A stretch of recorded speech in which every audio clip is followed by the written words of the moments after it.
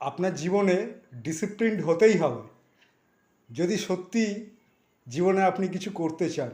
আর নইলে আপনার জন্ম কেউ নোট করেনি আপনার বাবা মা ছাড়া।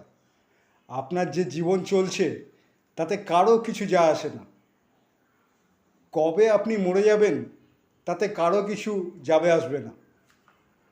আমি বলছি আপনাকে, নোবডি কেয়ার্স। আপনাকে বলছি, নোবডি কেয়ার্স। কিচ্ছু যায় আসে না কারো। কবে এসেছেন, কবে বেঁচে ছিলেন, কবে মরে গেছেন, নোবডি কেয়ার্স।